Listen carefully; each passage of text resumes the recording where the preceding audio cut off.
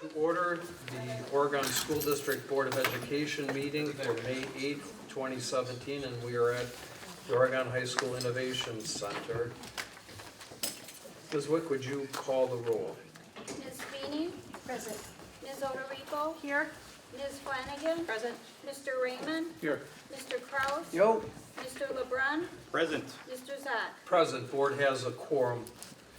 I have proof that this meeting has been properly noticed in accordance with Wisconsin Open Meetings Law, and I will have those certificates at the desk with Ms. Wick if anyone wishes to review them. Our agenda tonight has a number of reports from folks, an action item of policy consideration and a consideration of canceling our May 22 meeting. I will need a motion to approve that agenda. So moved. Mr. LeBrun with the motion, Dan Kraus with the second. Any discussion? Seeing none, all in favor signify by saying aye. Aye. Opposed, motion carries by unanimous voice vote. Consent calendar, section A. And for those in the audience, we have our agenda posted on the TVs for you, and as we go along, if we have any materials that the board's considering, they'll be there as well. Is there any item on the consent agenda calendar that any board member wishes to remove? I'm going to remove the minutes for one minor change. Anything else? Seeing none, I'll entertain a motion to approve the consent agenda calendar. So moved. Mr. Raymond with the motion, is there a second? Second. Ms. Feeney with the second. Before we move to consider those, we have one retirement on the list, and Diane, I saw you here, where are you? We have your retirement, we're so sad to see that, and we'll probably reluctantly accept it, but on behalf of the board, thank you for all of your services to the Oregon School District all these years. I know you're going to be greatly missed in Brooklyn and in the district, so thank you.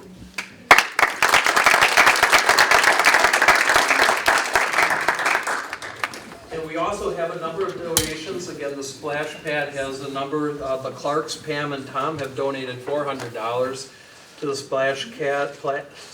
Easy for you to say. Splash pad. Denny and Linda Farrar with $200, and Bob and Litha Schenkenberg for $50. And then there was an anonymous donation of almost $13,000 in fitness equipment for our new facility. So whoever that was, thank you very much. So with that, we have a motion and a second for the consent calendar. Absent the minutes, Ms. Wick, would you call the roll since we have contracts? Mr. Raymond? Yes. Ms. Feeney? Yes. Ms. Oderico? Yes. Ms. Flanagan? Yes. Mr. Kraus? Yes. Mr. LeBrun? Yes. Mr. Zak? Yes, motion carries on the consent calendar by unanimous vote, and then we will be authorized to sign the contracts that are there. So you'll find us, Jeannie. Okay, we've already got them. On the minutes, I'd like to make 4 changes, and therefore the reorganization part for each of the 4 officers. And it would be for the third sentence after the motion, it would be the motion to close nominations and cast, and it says the vote for, and then it's the officer. And the motion at the time was to cast a unanimous vote for the particular individual. So, for example, for president, it was Steve Zak as president. For vice president, a unanimous vote for Bart Feeney. For treasurer, Jeff Raymond, and then for clerk, Krista Flanagan. So I would amend each of those sections to say unanimous vote for the individual as the office. So I would move to approve the minutes with those corrections or amendments. Second from Dan? Okay. Any discussion? All those in favor signify by saying aye. Aye. Opposed? The minutes of the April 24th meeting are approved with revisions.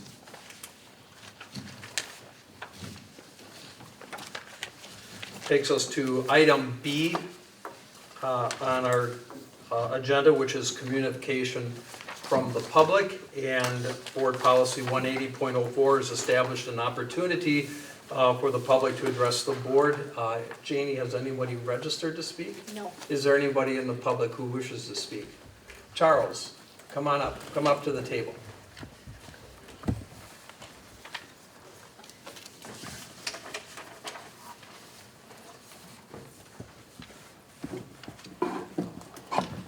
And I will waive your requirement to state who you are and where you live, because we know Okay, you very well.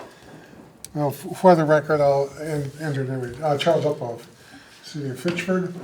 I thought I would share with you something of which I was reminded of recently, which I thought was something worth repeating. The saying that the most important office in a democracy is that of citizen.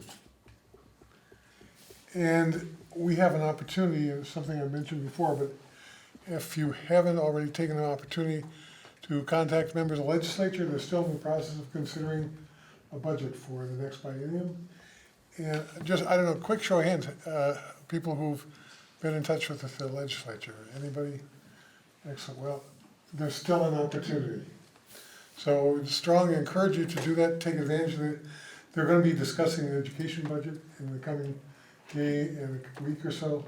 And so it's a good opportunity for you to weigh in and share your feelings in terms of your priorities and concerns in terms of what's going to be under consideration. One of the things that also I think is worth reminding ourselves, it's often said that a budget is in essence the most important statement of your values in terms of what kind of priorities you set. So I'm not sure I'm going to be able to make it to every school board meeting. And I won't be able to stay for this one for very long, but I wanted to, again, encourage you, if you have not already had a chance to do so, please take advantage of the opportunity to talk to your legislators and encourage them to provide a strong and continuing sustainable support for public schools. Thank you. Thank you, Charlie. Is there any other member of the public who wishes to address the board in communication from the public session? Anyone else? Seeing none, we'll move on to information items, which is agenda item C, OEA report. Diana, anything from the OEA this evening? Okay. I will note that we have a leaders meeting on Thursday, so Brian and I will be meeting with member leadership of the OEA at our monthly meeting on Thursday morning. Student report. Hi, Tessa. Hi. 1 month to go? 1 month. How many days? 20 something? I don't know. I'm not counting down exactly, but okay. So we actually had a lot going on this past week with student council and just within the school. Last week Tuesday, last week the entire thing was a Teacher Appreciation Week. So on Tuesday, student council and administration hosted a teacher appreciation luncheon. So it was actually located in the Innovation Center, and teachers were very grateful for this. Each junior and senior member of student council were asked to bring, escort one teacher of their choice to the luncheon, and during the luncheon, each student that escorted their particular teacher got up and spoke in the microphone and talked about why they appreciated their teacher and why they chose this teacher. It was really awesome, and the teachers, they really enjoyed it. So that was awesome. And then last Saturday, our annual character breakfast happened, and it was just so cute. I was there early in the morning helping making food and all that jazz, but the students dressed up as either superheroes or princesses of their choice, and several families throughout the community came in and enjoyed a pancake breakfast in support of the K-9 unit. I believe it was like around $75-ish that we will be donating. It wasn't exactly the greatest turnout that we had hoped for, but it was still excellent. Upcoming events as well. So this week on Friday, we do have a recognition assembly. Jamie, my vice president, and myself are going to be, Jamie Schwinn, she's my vice president, she and I will be hosting this recognition assembly. So it'll be events like announcing prom court, there will be sports achievements, club achievements, all of that stuff. So that's basically a wrap-up of what happened last week and what's to come. I have two things for you. One is, what costume, which superhero did you dress up as? I didn't dress up. I didn't have a costume, but I was just cooking. I wish I would have, but I did not. Okay. And we're probably going to cancel our May 22nd meeting, which means our next regularly scheduled meeting is going to be after you graduate. Oh. and then you won't be a student anymore. That's true. And You're then you right. can't be a student rep anymore. So this is your last meeting, official meeting for us as a student, and we wanted to thank you for spending the Monday nights with us the past year. Not the most exciting way to spend Mondays, but I hope you learned a lot from us. We certainly did from you. And I've asked Dan, Dan's known you probably longer than we have in an employment Little bit. capacity, so Dan, the floor is yours. Thanks. Tessa, if you could come over here so we can get the camera on you really well. Sure. On behalf of the school board and myself personally, just thank you so much for bringing student perspective and a student's energy and just all kinds of great stuff to the school board. Friendly, smart, punctual, mature, energetic. You're also a good teacher, I know that because she's teaching her replacement. Tessa works for me. She also works at Ofroyo in town. She's also the school board president, as we know, and she does the student liaison job to the school board. So besides being, what I understand, an excellent student, she has all of these other things that she's involved in. I don't know how you do it, but you do it very well and with a lot of poise. Next year, we wish you the best of luck in Milwaukee, studying, I think you're studying government administration, political science related, so best of luck with that. And that may change a few times, and just keep us up to date on what's going on with that. So thank you and congratulations. Thank you so much.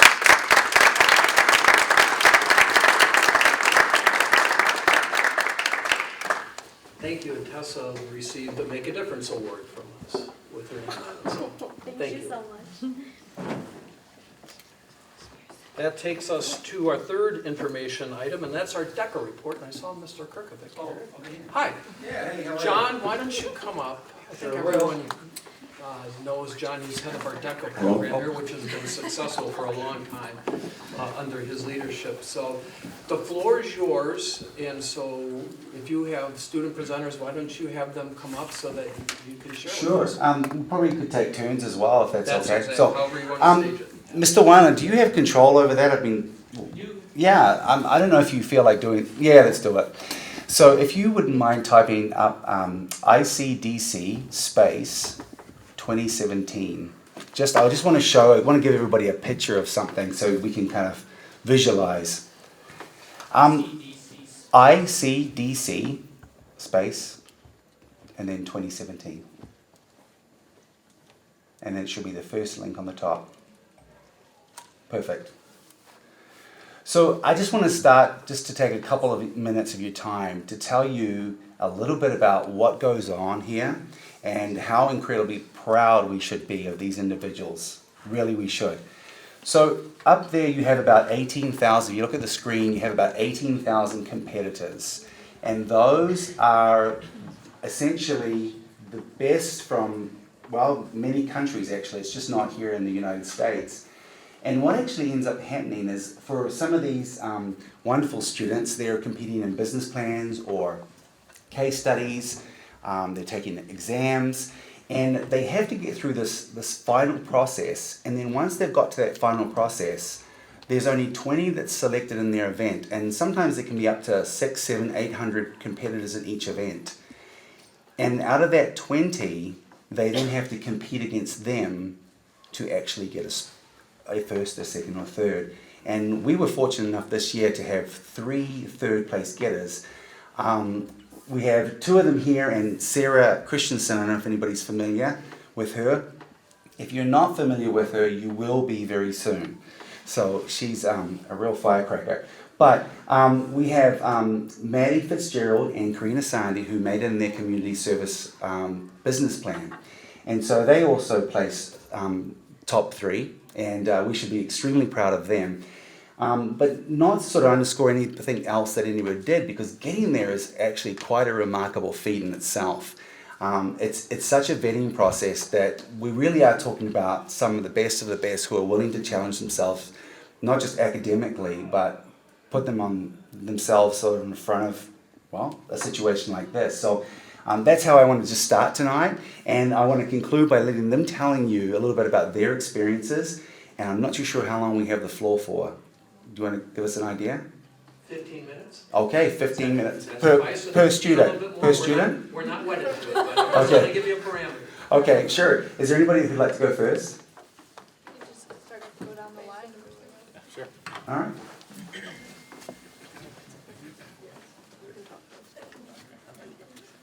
You can come up and sit at the table or stand however you're comfortable. Good evening. Thank you for taking time out of your busy schedules to listen to us this evening. My name is Natalie Ganchert. I'm currently a senior here at OHS. A few weeks ago, I was lucky enough to be able to attend DECA's International Career Development Conference for the second year in a row. This year, I attended the Aspire Leadership Academy. This academy is specifically designed for seniors, and so in this academy, we had the opportunity to learn about things like scholarships and financial aid, investing as a young adult, and things like internships and future job opportunities. So we also had the opportunity to network with various business professionals who are at the top of their field, so CEOs from companies like Marriott and different organizations like that fall within the different clusters of DECA. So then after that, after meeting with them, I've stayed in contact with several of the people that I was able to network with throughout our time there. And even though competition, which they're going to talk a little bit more about, is a large part of what DECA is, I found that the leadership labs that I've attended have been so much more valuable because they're teaching us skills outside of competition that we're going to be able to use for the rest of our lives. So experiences like this one have made a huge impact on my life, and I would be a very different person without them. So. Thank you, Natalie. It's pretty loud. I'm Mason Breitzick. I'm also a senior at Oregon High School, and I also attended the same leadership lab as her. It was the Aspire Leadership Lab. And I guess the first thing I learned there was very awkward for me because they sat you down at a table with people from across the United States that I'd never met before, and I just had to introduce myself, and that was they just threw you right in there, and you just had to learn to kind of talk and, I don't know, make it less awkward. And they taught us a lot about the trajectories they've had, and how different it was for them and from what they expected. And that was pretty important. And they talked about college, and we also spoke to a lot of international sales reps from many successful companies. And I learned a lot, which I'm applying in my life right now, actually. Someone told me about trying new things if you're bored at your job, to try a different job or to learn more. And that's something I'm really doing right now, is I'm going to be applying for another job, because currently at my job right now, I'm feeling a little bored. I feel like I haven't learned much really lately, so that's what I'm doing right now, and that's what helped me, so thank you. Do you guys have any questions for us? Yeah, board members, we've got this presentation and the next one. Feel free to jump in and ask a question at any time. You don't need to be recognized by the chair. Just remember to hit your button, so go ahead. And by the way, feeling bored at work and you haven't learned anything, it doesn't go away. Really? Okay. That sucks. Yeah, there are moments of great joy. Right. I look forward to it. I guess I would ask, what are your future plans? Tell us what you're going to be doing in the next year or so. Okay. Well, I'm also attending UW Milwaukee, majoring in business, probably international sales, which is something I wasn't too sure about, honestly, until I went on this trip. I really wasn't sure what I wanted to do, but after talking to a few of those sales reps, I got a lot of interest in it. And also, it's funny, I talked to someone on the plane back whose daughter was an international sales representative, and they told me a lot about where she travels and what she does, and that piqued my interest a lot more too. So. I will be attending the University of Wisconsin-Madison in the fall, and I'm studying international business. Thank you. Thank you. Great. Want to pass on the torch to your compatriots?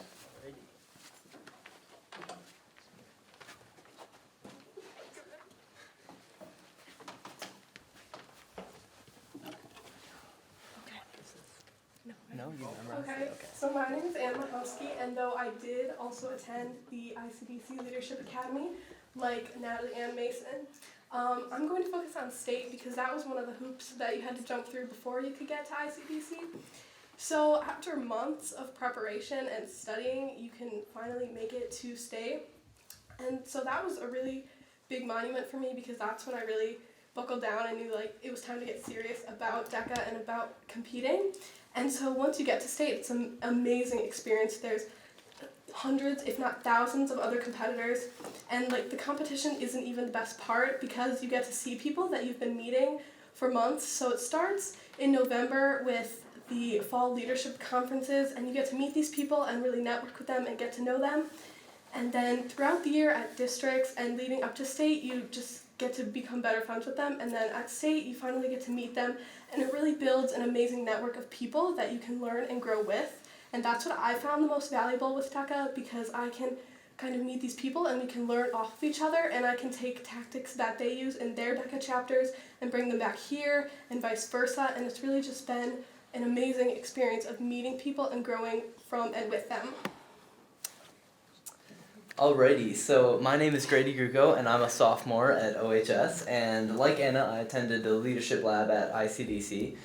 So I qualified to compete in human resources at ICDC. Like I qualified at state, but I turned that opportunity down and I went to the leadership lab instead, as I wanted to find out more about chapter development. So basically in the Elevate Leadership Lab, what you did is you had keynote speakers from all around the world and like DECA high up officials talk to you about what makes a successful DECA chapter. And I've learned that the greatest leaders help others to succeed where there's an opportunity, and then have them help like pull themselves up. So like the entire group ascends together. It's not just everybody standing on the ground hoisting this one leader up.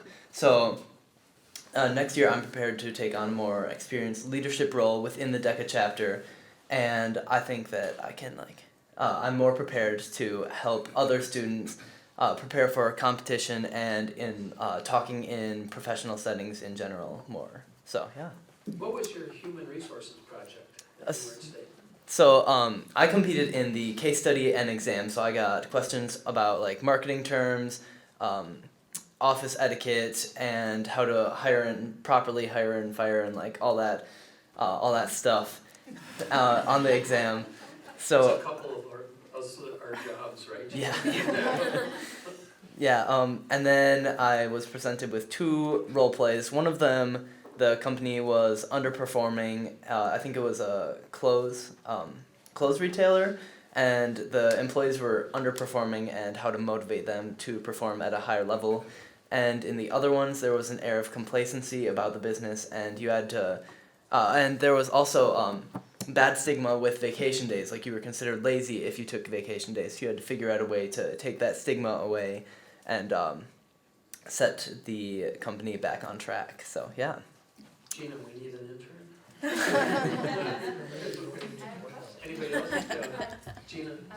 Hi, I'm Gina. I'm the HR director. Nice to meet you. So what would be one tip you have for an HR director to be successful? I feel like personality is definitely a key. The people only want to follow you. The people only want to follow you like if you're like personable and like you're somebody that's well liked and they can like share your vision. So I guess yeah. There may be an opening at the White House. This is a question for both of you. If you look back before you decided to get into DECA, obviously there's a small percentage of Oregon high school students who are part of DECA today. If you look back, just before you made that decision to get into DECA, what made that difference? What was the pushing point to make you want to be in DECA? So one thing for me is I remember I like the concept of business. Like I think that it's interesting to like be able to control your own future as an entrepreneur and like fit into the socioeconomic like system of the United States like that. And but one of the things that Mr. C told me was that the girl to boy ratio was 1-2, so that was a help too. So. Good for you. Good job, Grady. You know, trying to I don't really know because I was one of those people who kind of looked at DECA and I was like, oh, it's too much work. Like, I don't want to put in that time and effort, and it's just not for me. And then, because I'm not a big risk taker, like I really don't take risks ever. I really don't like putting things out on the line. I really don't like compromising myself in situations where failure is possible. But then I looked at DECA and I just kind of thought, like, what if I put something on the line and it worked out really great? And I did, and it did work out really great. So that's why I now today encourage people to join. But if it hadn't been for Mr. C and like Natalie Gancher, she was my mentor my freshman year, and she just really encouraged me to get into it, and that if you sacrifice things, it'll pay off. Thank you. Very good.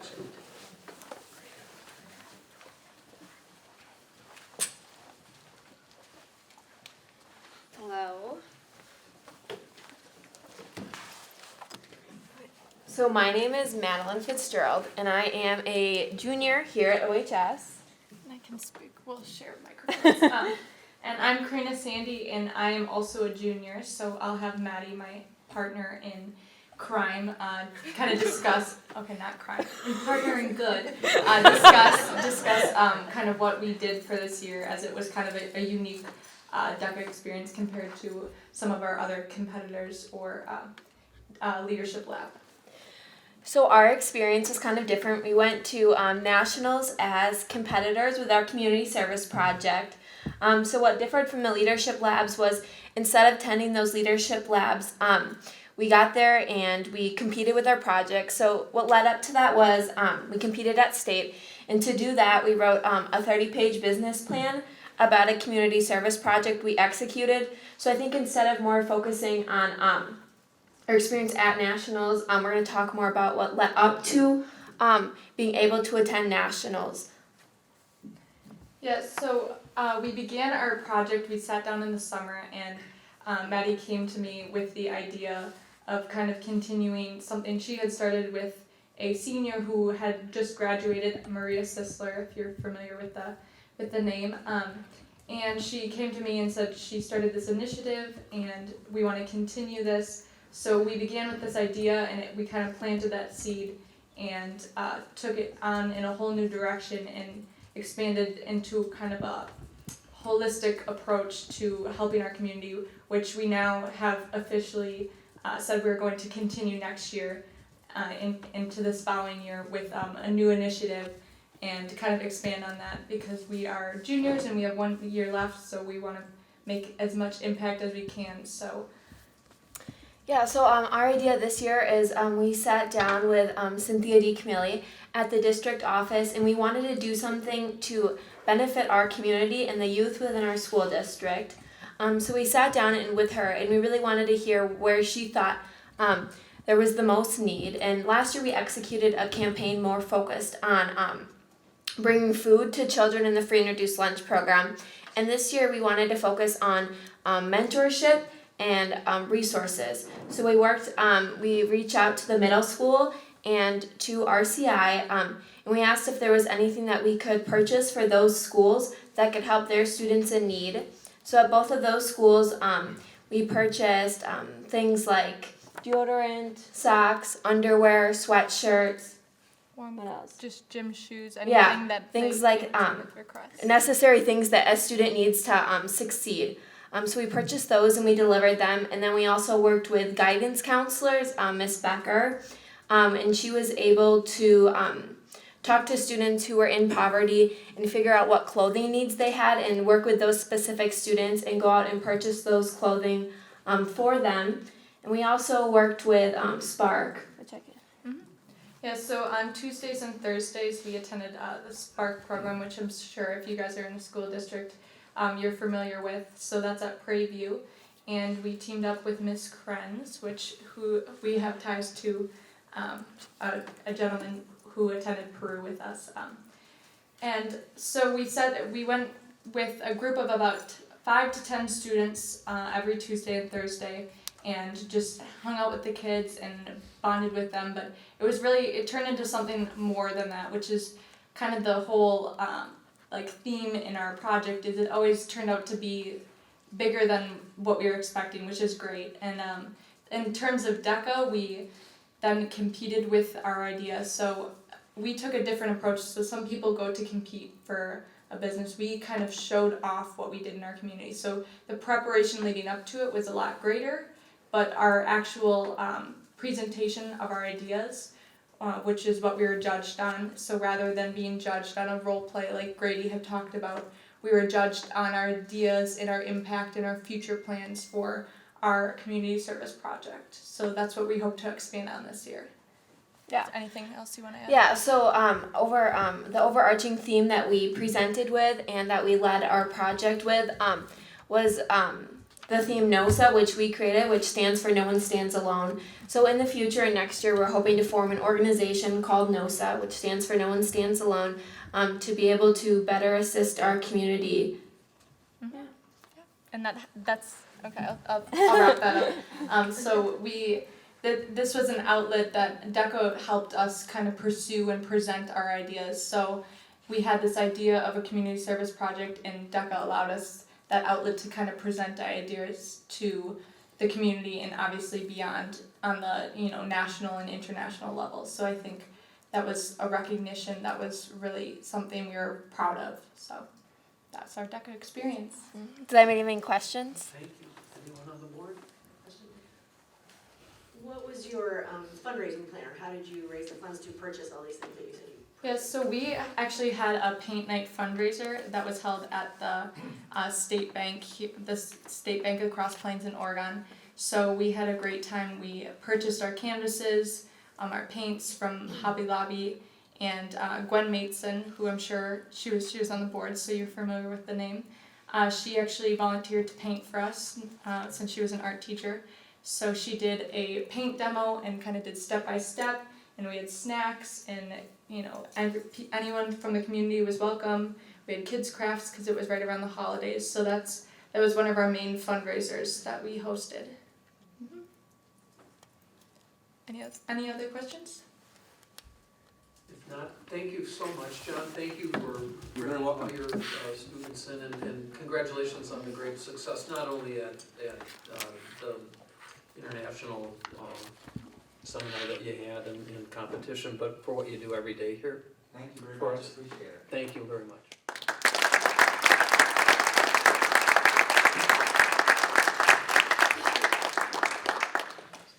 And our next agenda item is another presentation from a student group, and this is Lou Kinsey and the Go Global Initiative in class. So Lou, if you would come on up and get us going.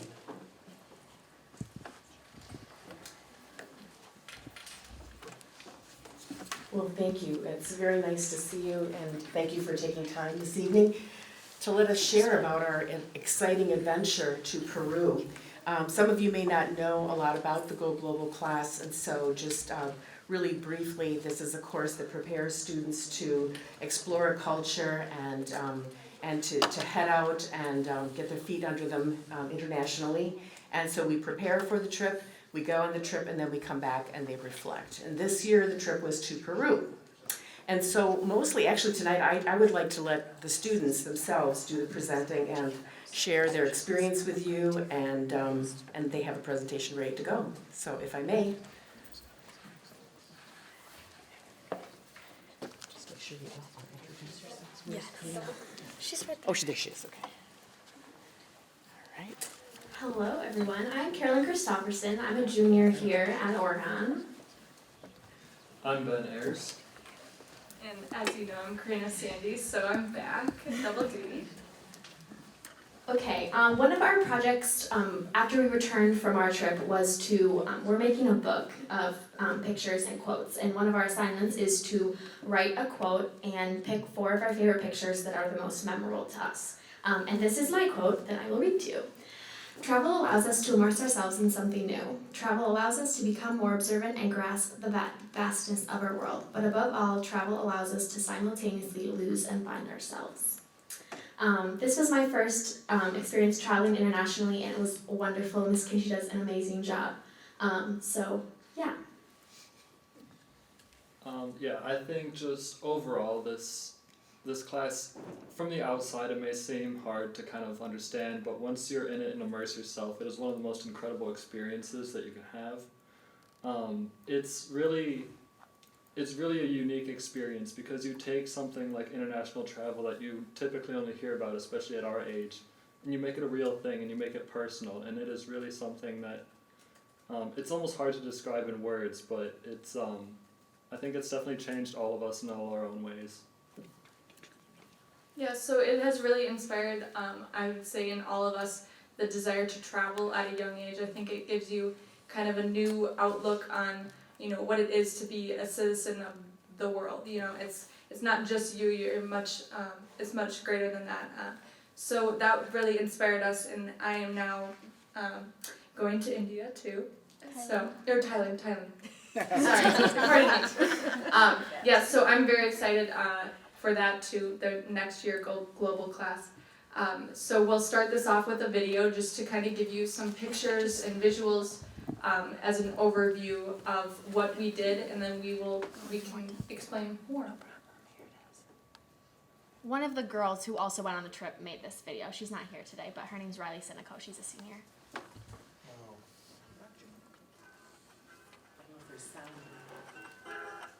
I'm kind of here. It's okay after that. Maybe just, yeah. Where's the microphone?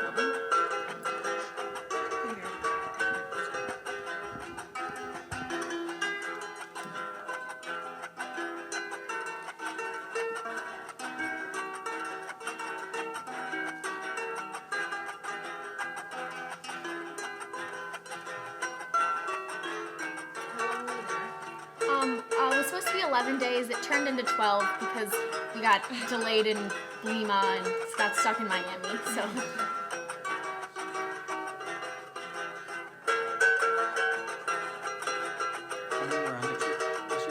There's 15 from our school, and then EF Tours, the group we go with, likes to have groups over like 30-ish. And so we were paired with a school from Ohio, which had 10 kids.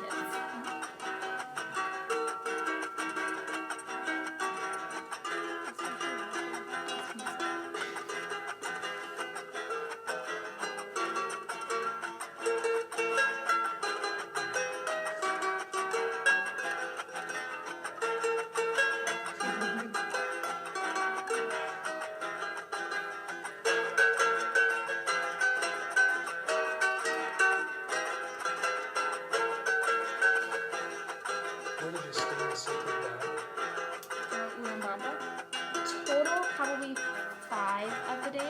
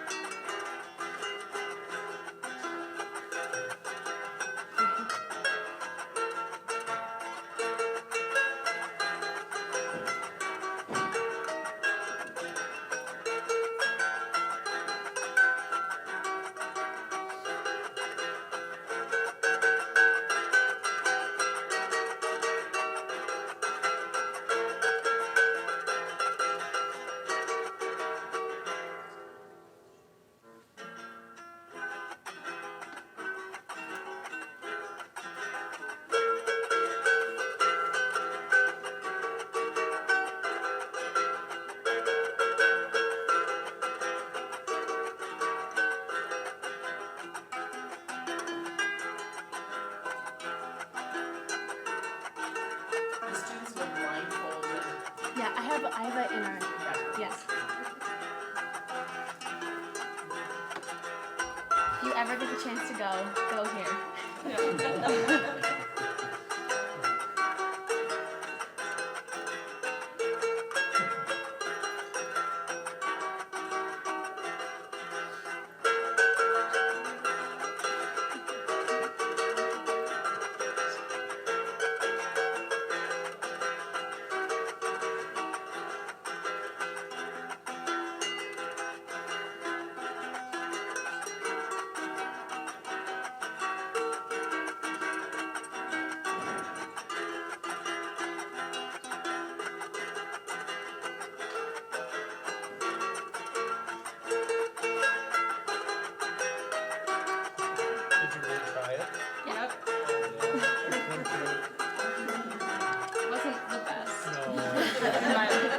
tried it.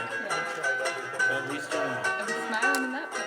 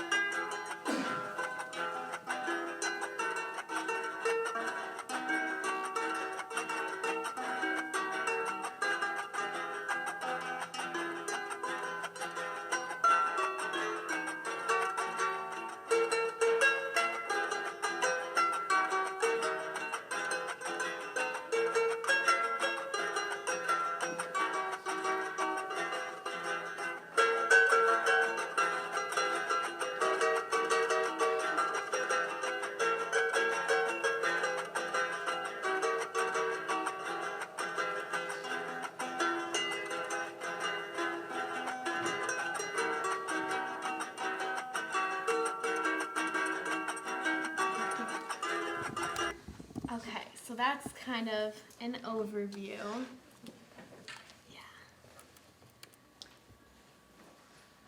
Okay, so obviously, as a school board, you approved the class. You didn't approve just going on a trip. So obviously, this is very educational, very academic as well.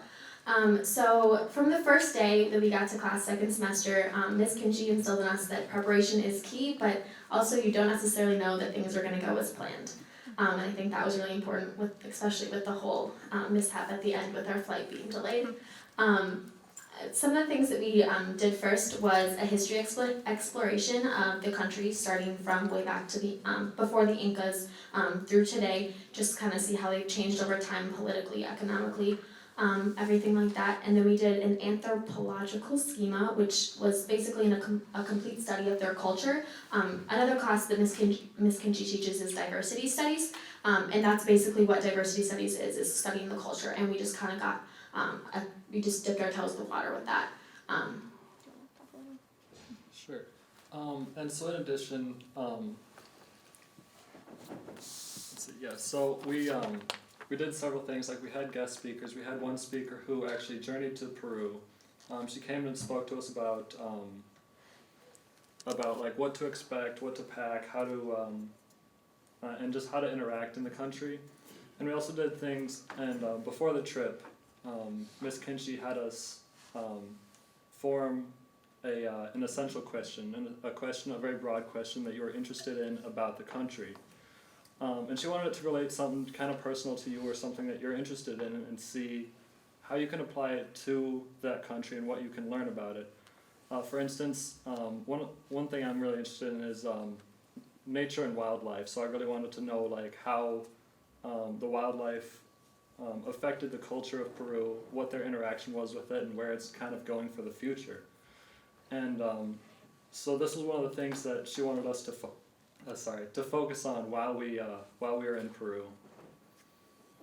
One thing that was my favorite kind of pre-trip exploration was our Foodie Fridays, which was a food exploration where we picked a traditional Peruvian dish and tried to replicate it. So I did a stuffed peppers take on, it's a very spicy pepper, it's kind of a ghost pepper stuffed, and I did it more of an Americanized spin on that, where I just did it with bell peppers.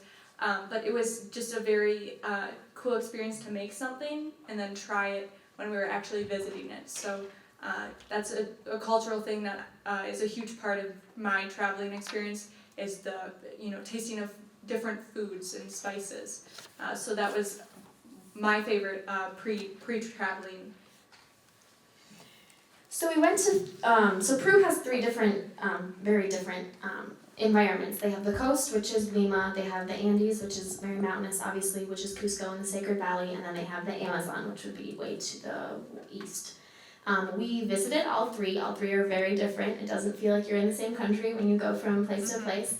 So we started in Lima, which is a city of 8.5 million people, which is actually bigger than New York City. Crazy to believe when you're there because it's a lot more spread out. Cusco, which is in the middle of the Andes Mountains. You fly into the middle of the city in this big valley with all of these adobe houses. It's the most beautiful thing in the world. And then Puerto Maldonado, which is a city in the Amazon. And then we took a 2-hour boat ride to our lodge.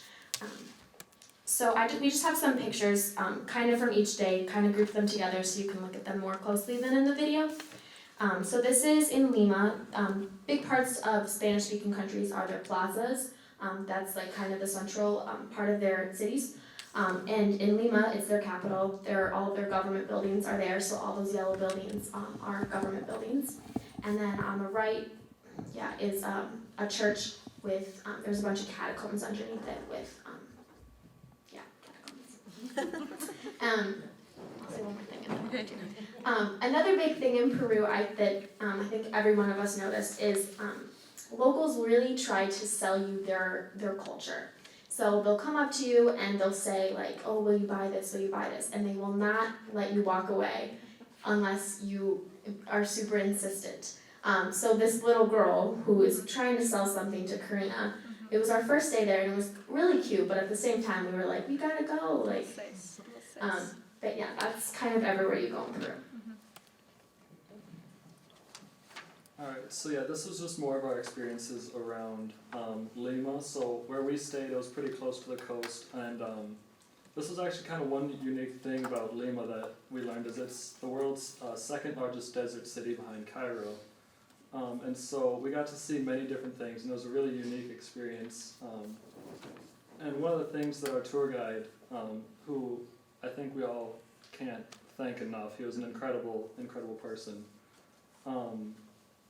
He gave us a really good history of Lima and of the entire country, of course, but it was a very colorful city. It's literally colorful, like with the yellow buildings, and I think one of the things at least I took away was the people, and they really just immerse you in their country. So these pictures up here are from Cusco. So this was on our third day of our trip is when we flew in, and we visited Sacsayhuaman, which, as we remember it, as Sacsay Woman. So that's what they told us to remember it. I'm serious. It was a local guide. So there, it's the Sun Temple. Fortress. Yeah. So it's a fortress from the Incan times. So it's really quite an architectural feat, which is something I'm interested in. So that was my focus question was how did architecture in the landscape kind of shape what their art and architecture is today. So these are several different, and another one is featured Ollantaytambo. So that was also an Incan fortress. But these were all definitely very kind of huge architectural feats for that time. So if you think about it, this is like on the scale of a society, something like the Egyptians. So it was very laborious, and they didn't have tools like the wheel, or they didn't have chisels, so they used shaping. They would pour water, and then the water would freeze, and they would shape the rocks. So night by night, they'd shape rocks. So it was a very labor intensive. So you can see that the Peruvians value that in their culture. So that was something I was very intrigued by. We went to a llama farm. I'll keep going. This was something called the Mara Salt Ponds. People in the Sacred Valley, families can buy these salt ponds. In the wet season, they maintain them, and then in the dry season, the sun condenses the salt, condenses the salt, and then they cultivate it and use it for themselves or sell it. It's something I'd never heard of, and I was surprised I'd never heard of it because it was really, really cool. I'd purchase some salts. We all purchased some salts. Kitchen salts. So as Ms. Kinchy kind of said before, as we walked up to Machu Picchu, we all put blindfolds on. Well, our tour guide had us put blindfolds on, and then we walked hand in hand up to like the iconic point of Machu Picchu and like where everyone takes the picture. And it was a really cool way to kind of not to absorb it all at once, just to kind of take the blindfold off and like, wow, this is in front of me, this is real. So then this is kind of the picture, the iconic picture. Pictures don't do it justice, so you can look at a picture, but go if you can. It's amazing. And it doesn't look like there's people there, but there was tons of people there. Still a very tranquil tourist destination. I think another really fun experience for all of us and something that will really hold close to our hearts is we got to visit a school outside of Cusco, and as I said, Cusco is in a valley, and outside of these valleys there's these very rural, poor mountain towns, and they don't have much at all. And there's an NGO called Peru's Challenge that was started by a woman and her husband. And they go into these towns, they kind of build them from the ground up, they give them resources, they give them ideas. And so this is one of the schools that they had built. And we got to play with these kids for a little bit, and they were so happy to see us. Although they didn't know English, obviously, and I know a little bit of Spanish, I'm not fluent by any standard, so it taught me how much I don't know. But it was still really cool, and it was very fun to play with them. Alright, so this is once we got to the Amazon. So yeah, like Caroline said earlier, we took a 2-hour boat ride from Puerto Maldonado down into the Amazon where we stayed in our lodge. I think for a lot of people it wasn't necessarily their favorite part of the trip because of the heat. It was very hot, humid, and a lot of mosquitoes. I found it pretty interesting, and I know a few others did, and I think we all enjoyed the experience. We're all very grateful to have had it. And it was a very, very diverse place. And one of the things we got to do here was visit a Amazon family. And this family, it's just a husband, a wife, and their new baby daughter. And I think one of the things I took away from this visit most was learning to do more with less, because they were alone in the Amazon, miles away from the nearest town. And they had this incredible farm. They had many fruit trees. They had different livestock. And they maintained their house and property all on their own. And it was really just an incredible experience. And if I remember right, I think their daughter was a Zika baby. And so it was really just a moving experience to hear this family's story and get to share some time with them. Yeah, so our last kind of few days were spent in the Amazon, so that was, I think, yeah, like Ben said, some people really enjoyed it, and I think barring the bug bites that I was constantly scratching at, it was such a neat experience, and we went on I think it was something like a 3-hour hike with a local tour guide who showed us with the trees and like the medicinal use and what kind of it was like to live in the Amazon, and how there are still people and families that reside in the Amazon today. So it's not, there's Puerto Maldonado, but then from there it's mostly very small clusters of people. But yeah, so that was our last day spent there, but these are some overviews from our pictures. So lots of food experiences. We took a train to our Machu Picchu, and we spent a night at the base.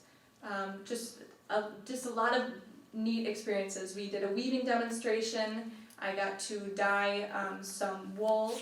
That was really awesome, and I got to try on a poncho and a hat. And overall we had a great time. It was not just a fun experience, but it was also something that we'll all carry with us. So I'll wrap that up and let Carolyn. Okay. Post travel, we kind of introduced the essential question thing, so it's a broader area of our own interest. And Could I just ask, were you with the other group, the other school this whole time, or did you guys split up? Yeah, so we flew in separately because they were from Ohio.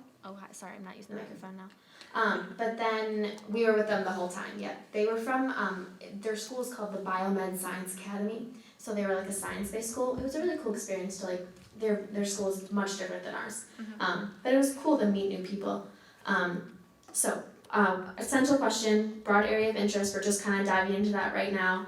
And then another thing we had to do is make a scrapbook, which we also are in the middle of. I actually just finished mine, so if any of you want to, you can look at it a little bit or a lot, it doesn't matter to me, which are a mix of pictures and it's also informative. And we also had to write a post-travel reflection, which was kind of like what did we learn, what should we take away, what parallels did you see between Peru and America, what surprised you the most, all sorts of stuff. So all in all, I think all of us officially have the travel bug and we all want to travel more now. And we really have developed a travel family. Like we weren't like that close at the beginning. We didn't really all know each other. And now I can say that I see them in the hallway and I'll totally wave and say hello and start a conversation. I think younger students should now, in the school district, should look forward to this and should know that this is a thing and should want to do this because not a lot of kids at our age get to go to a country halfway around the world and get this good of an experience. So I urge younger kids to do it. And also I give Miss Kinchy all the credit in the world. I don't know how she does this. She has the best job. I always tell her. I never saw her. She was never shaken. She was always calm. She always had a smile on her face. So she really does a wonderful job. I want her job someday, so let me know. We can take questions now if anyone has any questions. And Jacob went as well. Yes, I was he's just gonna say our cameraman. Our cameraman. Photographer too. I have a question. Ben, I think you said that it changes you. You want to talk about that for a second? Sure. Any of the others of you? Yeah, so really for me, this class in its entirety and also the trip, it takes something that you kind of see untouchable, especially at our age. You don't get many chances, and you don't really think you'll get the experience to travel globally and see the things that we've seen.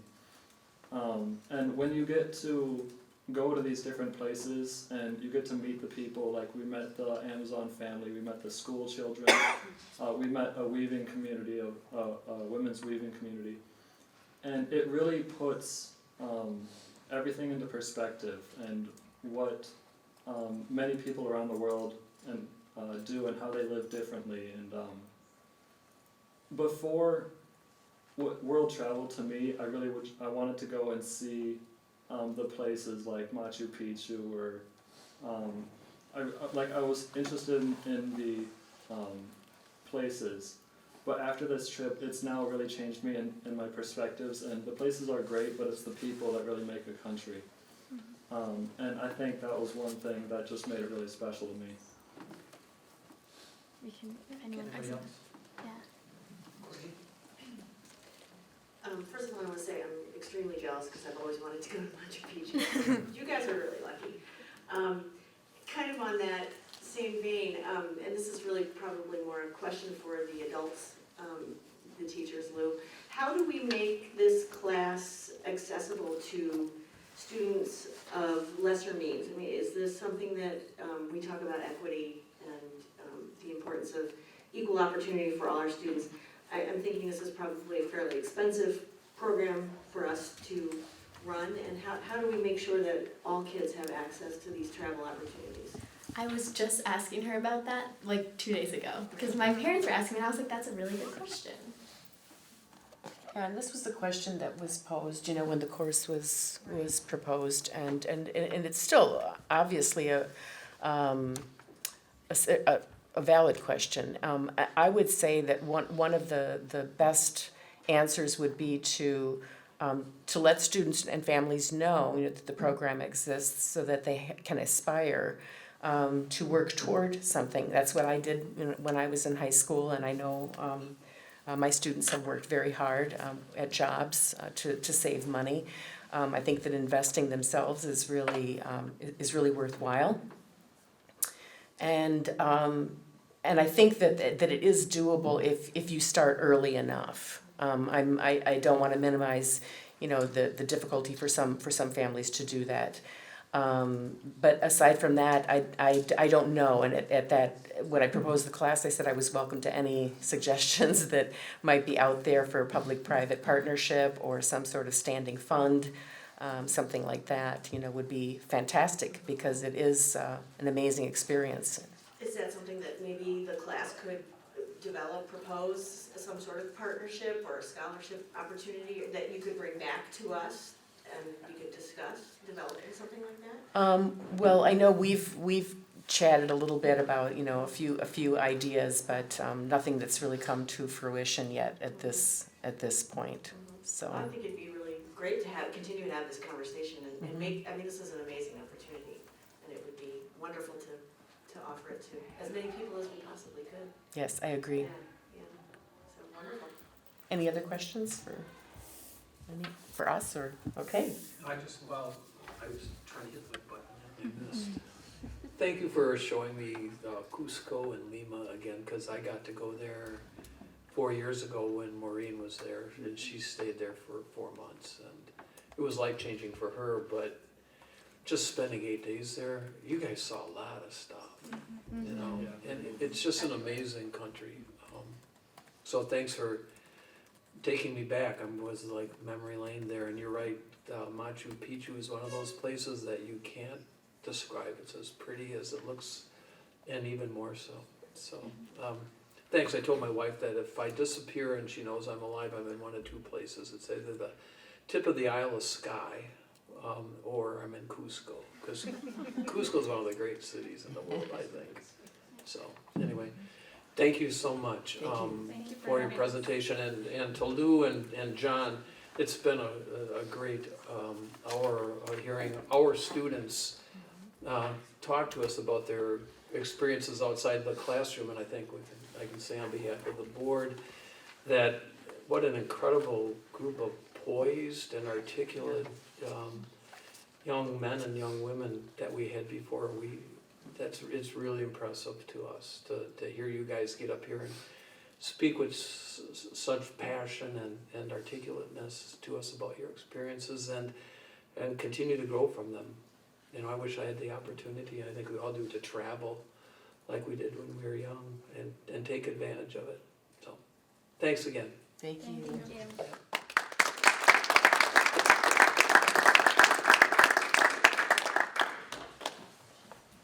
All right, now to the boring stuff, guys. Or at least for a little bit. And then we get to John and Leslie get back excited, which is a great segue, what we heard into your presentation. But we have a couple action items to deal with. One is from policy 564, prevention and aiding and abetting of sexual abuse. And Barb, I think this comes out of your committee. And then I had some revisions. I got in late last night, so I just saw it, and so I ran these by Gina, and she was cool with them. They're more in line of scrivening and getting in line with kind of our board language. So Barb, I take it away. I'm going to turn it over to Gina to walk us through this. Yeah, we have Barb, could you turn off for a second? Oh, sorry. Yeah. Okay, you're set. So I can't believe you're gonna have me follow that with this policy. I know, really. I don't have a slideshow.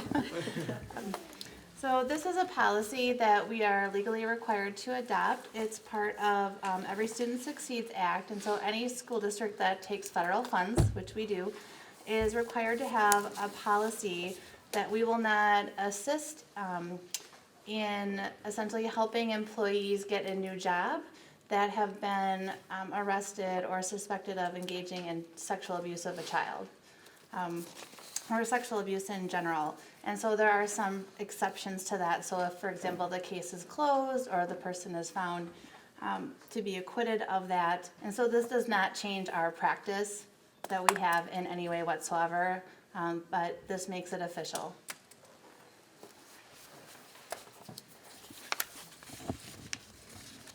All right. I would move it because I've got some revisions to it. I don't know that we can, I would, or did we have another question?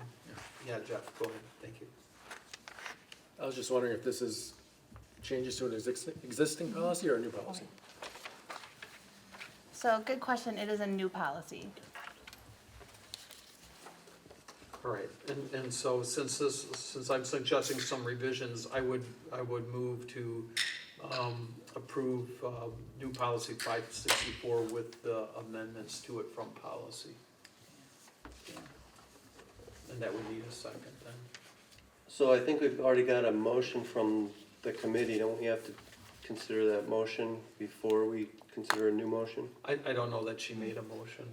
I didn't hear her. If I did, I wasn't paying attention. I didn't make a motion. Okay, yeah. So this is not coming from committee with the recommendation that we pass it?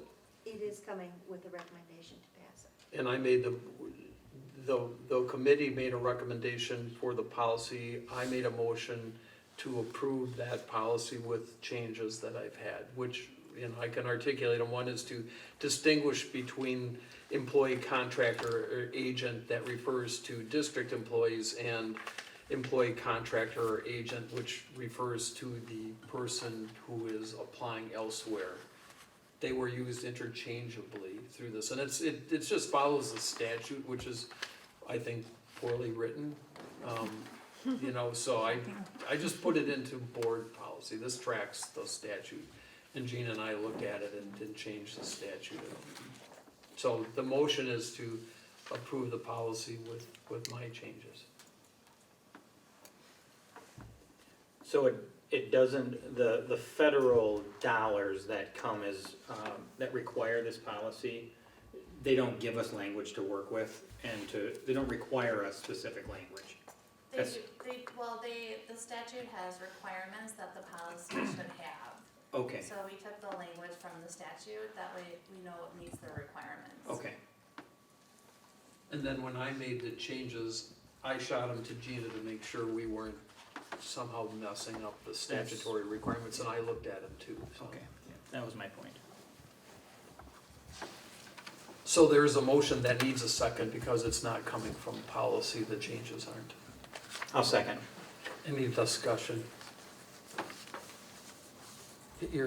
Dan. I assume that the red line copy is your proposed? That's correct. Okay. I did have a problem with the reading of this when you substitute the word district for the district employee, contractor, or agent. Because in our policies, we've referred to the district as the district. Specifically, we have problems when it says that the district has probable cause to believe that the applicant engaged in sexual misconduct. Now, that could be construed to read, it sounds to me like it reads, if the district knows that somebody has probably engaged in sexual conduct, then any employee of the district is going to be deemed to also have that knowledge, which I don't think is what we're meaning here. What we mean is an individual, if the individual has the knowledge.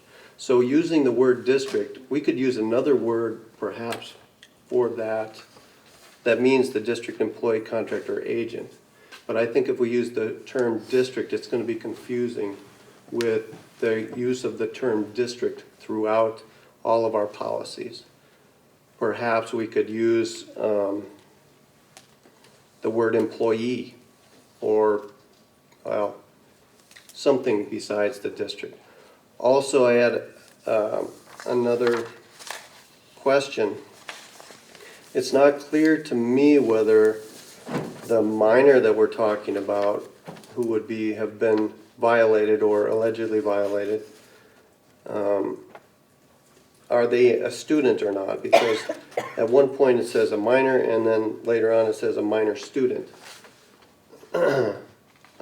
The minor is at the end of the first paragraph, sexual misconduct with a minor in violation of law.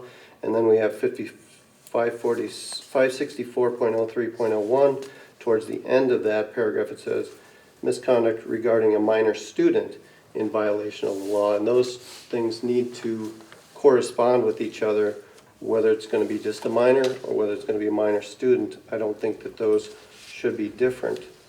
Gina, do you want to take the first issue that Dan raised about whether we use district collectively for employee, contractor, or agent? Well, I'll take the second one because that's easy. I should say a minor or student. The statute encompasses all minors. So the statute says a minor or a student. So if it's we both. in 56401, in that second to last line, say minor or student? Correct. And add that there. And then down in So would that be a district student? Could be any, the statute says minor or student, so it could be any student. Is a student like a college student? Or just a student of this district or a student of any district? I'm assuming it's a K-12 student since that's the overall federal law. So, but I would encompass like an 18 to 21-year-old student if that's one of our students, or another student of a different district. Right, so that's not clear in here. Well, So that a person who may be liable to punishment under this particular thing is not clear as to which student we're talking about. So I think we should be more clear about that. I believe this should be taken back to the policy committee to clean some of this up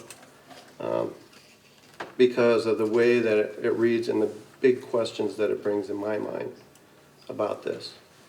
Gina, the statute just talks minor or student, correct? Correct. So I would, with my motion, accept as a friendly amendment, minor or student in that first paragraph, and then 5640301, minor or student down there, just to track the statute. I don't think it's anywhere else.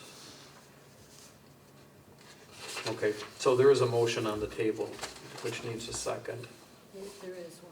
Is there a second from? Mr. LeBrun. Yeah, Okay. we're under discussion and so I still have the floor in discussion. So this doesn't tell us, I know what Gina said, but this doesn't tell us that it's a student of this district or a student of any district or a student of this state or a student who's under the age of 21 or over the age of 21. It doesn't say. So it doesn't give guidance to anybody who might be possibly violating this. Gina, does the statute articulate what they mean by student? It didn't. The intent is that we don't help a teacher get a job as another teacher if they've engaged in sexual conduct with a minor. And so it's a brand new statute. I don't know of any case law on it giving us those specifics. There isn't a lot of legislative history on this, but I'm assuming that if you had knowledge of a school employee that engaged in sexual conduct with any student, that I would read this right now without further guidance to apply, because the intent is, that came from a case where a teacher got a job in another district and the former district knew the teacher had sexually assaulted a student, and nothing was said to the new district. So the intent is to protect children and not help people get jobs that they know have committed violations against students or other minors. So that is the only guidance that I can give to you.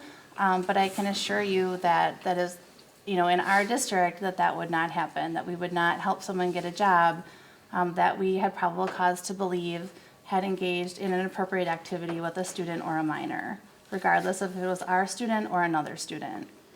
So I would just like us to define what student is within this thing. Right, and I agree with you, and that would be helpful, but I'm worried about doing that would be deemed not to comply with the statute, since the statute doesn't give further guidance at this point. Now, if there's more case law on this or more guidance that's given, we can certainly come back and amend it at that time. But I would be worried about being narrower than the statute is, given that we have to have this if we receive federal funds. So regarding the other question, I had another concern. With the use of district, meaning a person, a specific person. Is there another term that we can use for that instead of district? The reason I put district in there was because under the statute, the district is assigned the knowledge of any employee, contractor, or agent, and so there, I think it is correct to say that the district has knowledge under those circumstances, and so it is a district's requirement to do that, not the employees. Well, the employee of the district is different than the district. Not for the purposes of the knowledge. They It become is, it district. goes one way but not the other. The knowledge of the district is not imputed onto the employee, which is what this says. The knowledge of the employee is imputed onto the district. That's right, and that's why I believe it's accurate to call it the district. That's the only reason why I've used it. If you No, want we to- can't if we say that wanna- every employee knows what the district knows. That's what this is saying, and that's not the intent, or it shouldn't be. Well, I disagree, but if you have another term, we can throw it in there that would satisfy you. We could just use employer's agent or district agent. Because that means the person. It doesn't mean the district.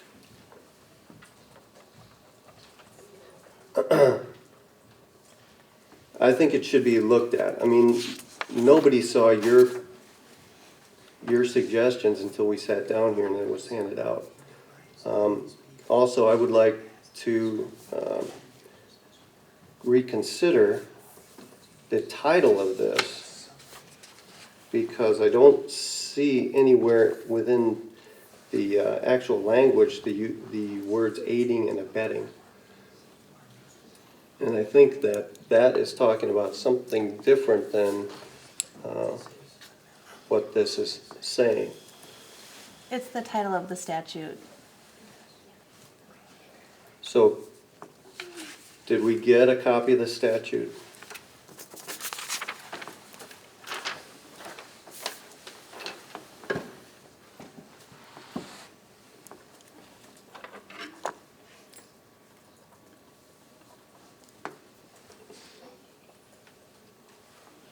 Could we use district agent?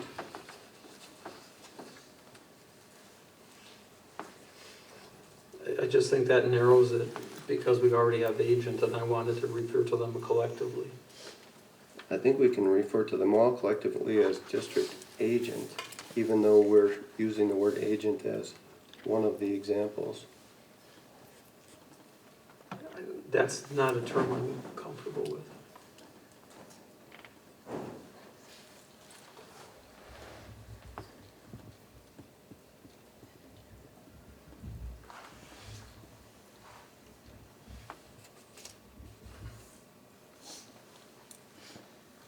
Okay, we have a motion and a second. Is there anybody else who has any questions or discussion on this? Jeff?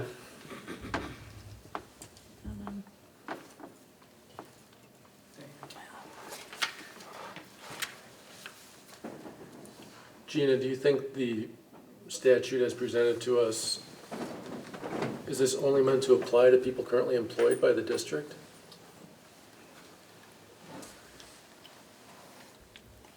It's meant to apply to our employees for sure, but then it also talks about our contractors or our agents. What is agent in that context? So I would say it could potentially apply to like our attorney, our insurance agent, anyone else that's speaking or representing us on our behalf. So it's very expansive. But not a former employee? That's not the way that I read it. Okay. I mean, if that's the way it's specified, that's the way it's specified, it's just, seems Well- curious to me. Well, the other factor in that is we wouldn't have any authority over a former employee. So whereas, I mean, our employees are gonna be held to this policy. So if we no longer have a contract or an employee someone, then I would have to think about, you know, what impact would a violation of our policy have? You know, a contractor we can release from a contract, an agent we can fire, an employee we can discipline or fire. But someone who's not an employee anymore, I don't know how far this policy could actually reach.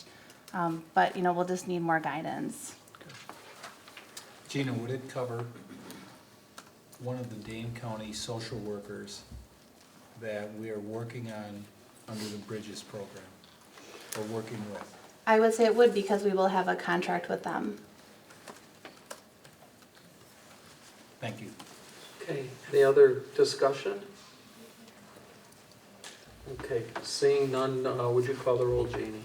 And the motion is to approve the adoption of 564, prevention of the aiding and abetting of sexual abuse in the revised form as you have before you, with the inclusion in 56401 of or student in the second to last line, and then putting the word or between minor or student in 5640301.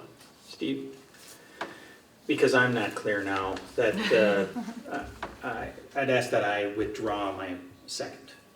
Okay. Just because I'm not clear now. Okay. So I'd withdraw it. Gina, is that something that's allowed on parliamentary procedure? I just don't know. And if not, we can just do the roll and I can choose to. You wouldn't be able to withdraw your second, but you don't have to vote in favor of the motion. Okay, exactly. Okay, thank Comfortable you. with that? Yes, I Good am. question, I never had that before. Come on. Okay, Janie, would you call the roll? Mr. Zock, Yes. Mr. LeBrun, No. Ms. Feeney, No.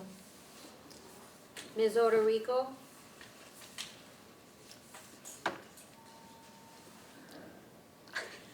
No. There's a little confusion. I think maybe it needs to go back to policy. Ms. Flanagan, No. Mr. Raymond, Yes. Mr. Kraus. No, Okay, that motion fails. Anything else? Just a question. I'm assuming it will go back to policy for revision discussion, yes? Not unless somebody wants to put it on. I would ask that you please make that motion because we have to have it in place by July 1. Okay, then I'm glad I asked. So I make a motion that this returns to the policy committee for the appropriate revisions and comes back to us for approval. June, yeah. I would At the second. next meeting, how's that? And I would second that. Okay, we've got a motion to refer 564 back to policy. Any discussion?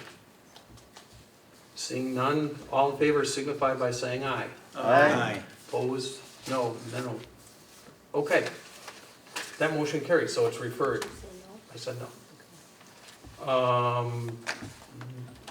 That goes back to policy, so Krista, that's in your bailiwick.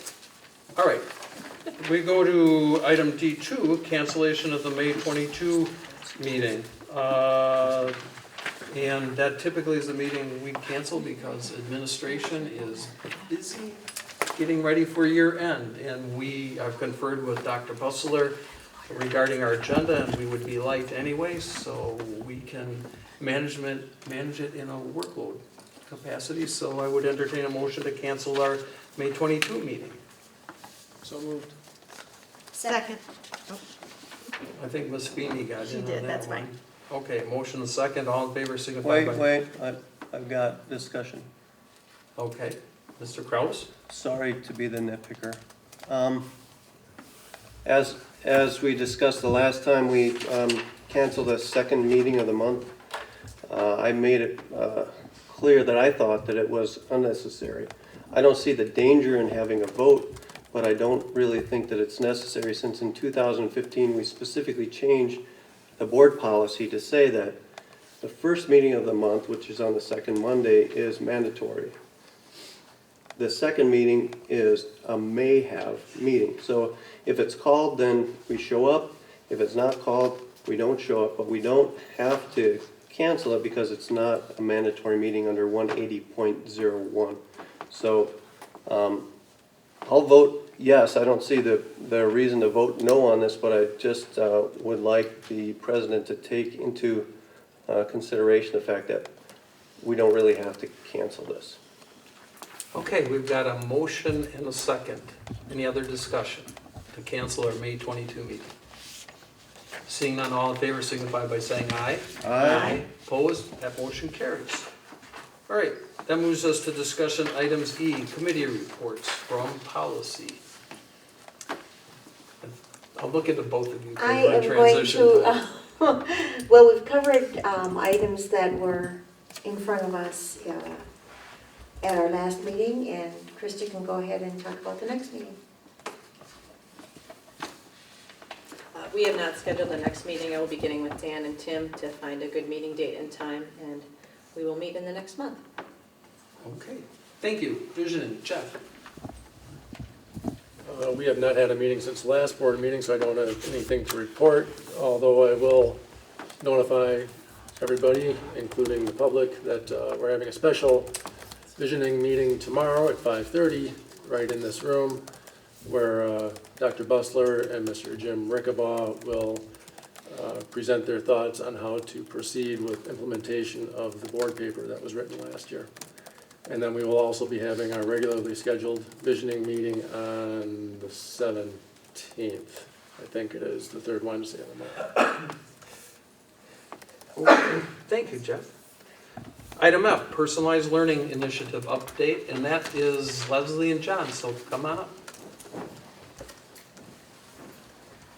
And we've asked them to come to let us know where we've been the last year and where we're headed. And I think that's going to be relevant both in terms of what we've heard from our students today, but also as we move through with visioning and some of the work that Jeff's been doing with the visioning committee and with Dr. Rickabaugh. So go ahead. Andy, can you transfer it over to, thank you.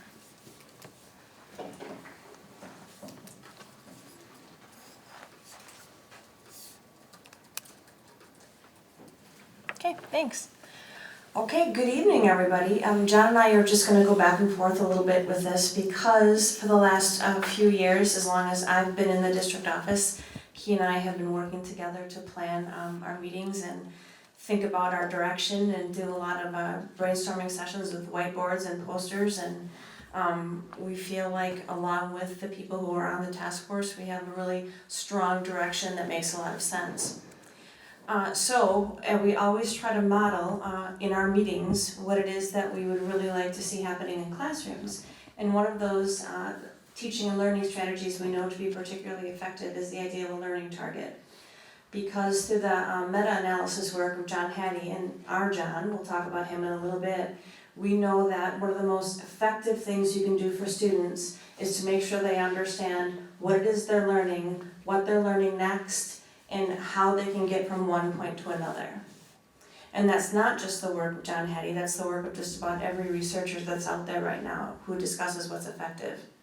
So consequently, when we're working with the task force, or in this case, when we're talking to you, we'll be talking about 4 specific targets, things that we'd like anybody who's listening to us to be able to do by the time we're done with our very brief presentation. And I'll be talking about the first 2. I understand the goal of personalized learning, and I can describe various ways that learning is being personalized for our Oregon School District learners. And John will take learning target 3 and 4. All right, here we go. The goal of personalized learning. Well, as you've heard us speak about many times before, and John, whose quote is it, all learning is personal? Well, Jim Rickabaugh, I'm assuming he might be quoting someone else, but that's kind of his thing. Okay, got it. And we learn what's relevant and meaningful to us. And John, you had a little anecdote on the bottom, I believe, about bad drivers. That might help us understand that. Yeah, so as you were driving here to the meeting tonight, assuming you drove or walked, I suppose, you probably passed a bunch of cars or were passed by cars, and you probably can't tell many details about them.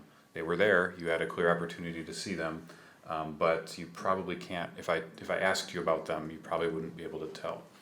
Now, if you were driving and someone cut you off or just about hit you, or if you were walking and someone just about hit you with their car, I bet you could tell some details about that car or that driver. The reason is because suddenly that became much more relevant and personal to you when they started to infringe on your space or attempt to cause harm, or maybe not attempt, but anyway, there is danger there. The idea here is that it becomes a lot more relevant, and so then when things are relevant and meaningful to you, you learn, you notice things. So the idea is not that we want to make learning into a life or death situation. That was just an illustration to talk about where your attention is focused, that's where you actually learn. Thank you, and I agree with you. Learning should be not about life and death. It should be empowering, which leads to the next thing on here. And because I think what's really important for us to understand, all of us to understand, related to personalized learning, is the fact that, and this really gets to our second point I'll get to in a minute too, it's not an end in and of itself. It's not as if personalized learning is a destination that we're all trying to get to.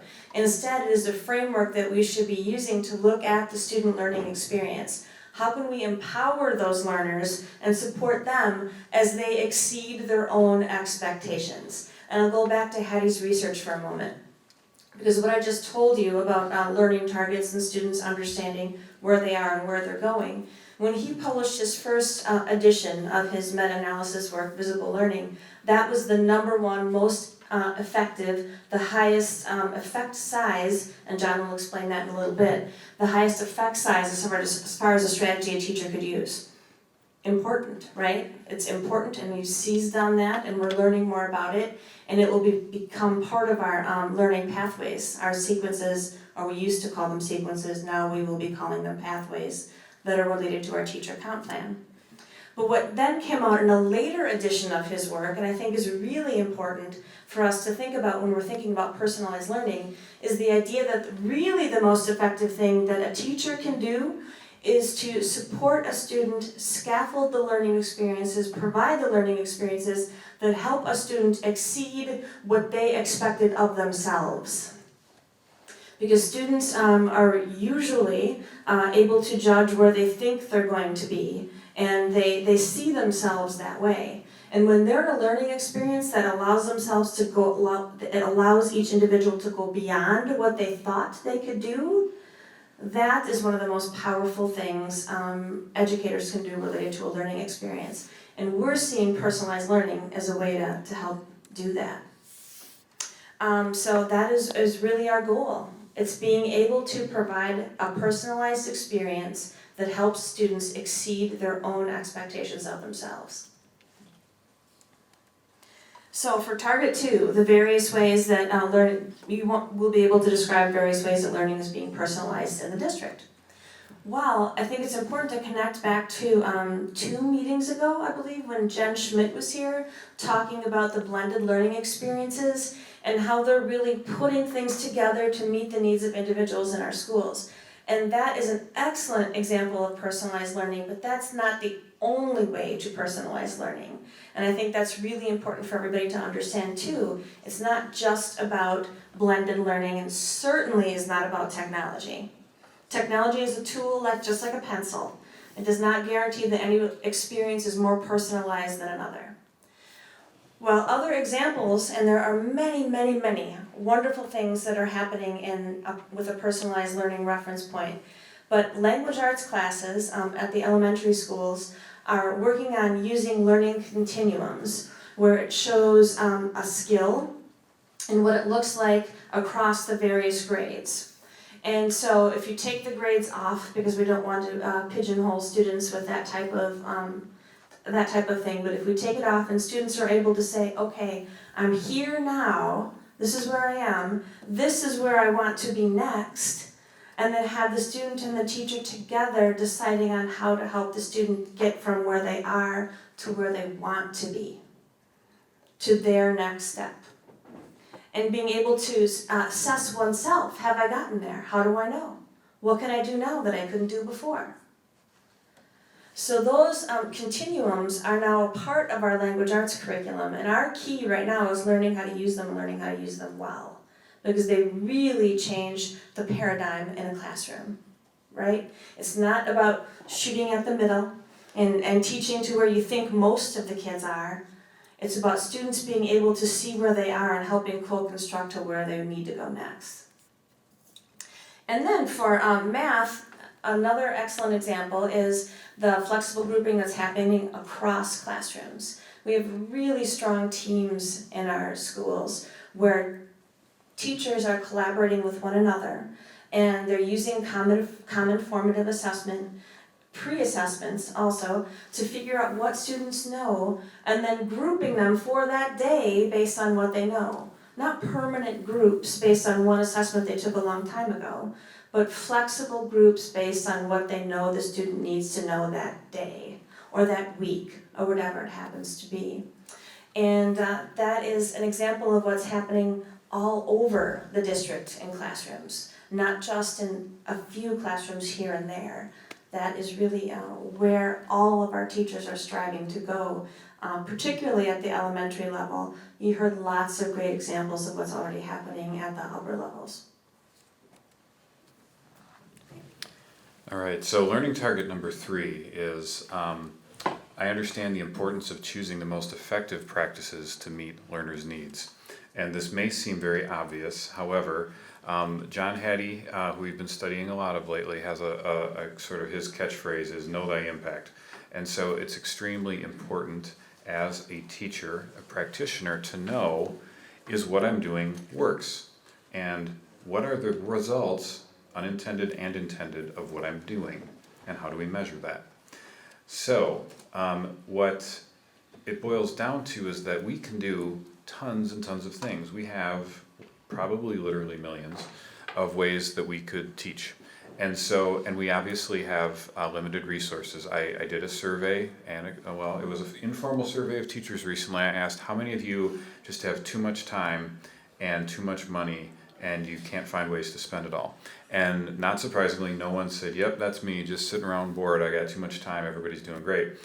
So the point is, we have lots of different options, but we should choose, if we have the option to spend it in a most effective way or a less effective way, why would we not choose the most effective way? And the way that we know what things are most effective is because John Hattie did a meta-analysis of meta-analyses. So I guess that's a meta-meta-analysis, right? All right. So for anyone who doesn't know, basically if you do a study, you're a researcher and you do one study and you get the results, well, that's great.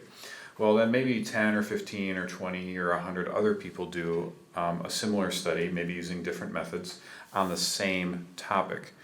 And then if you have 100 of those studies, somebody can do a meta-analysis and they take the results of those 100 studies and study them and come up with a consensus about what they all mean.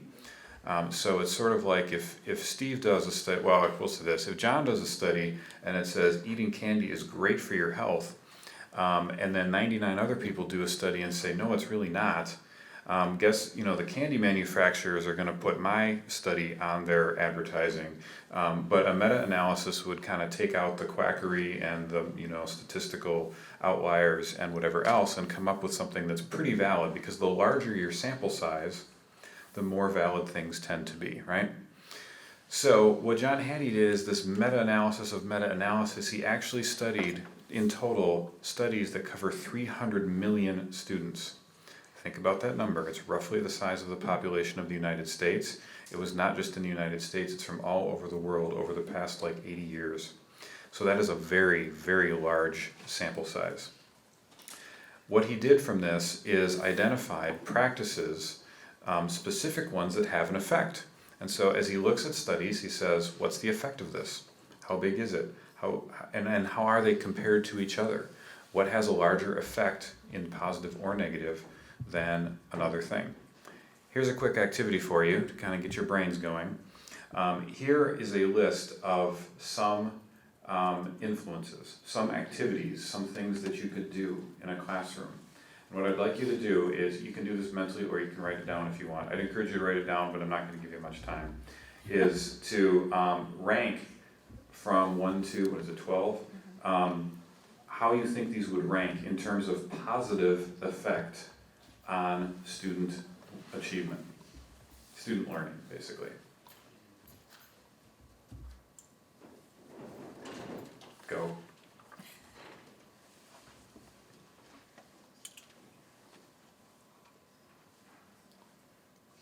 And the reason there's an asterisk by homework is to remind me that it's very different if you're talking about high school or elementary school.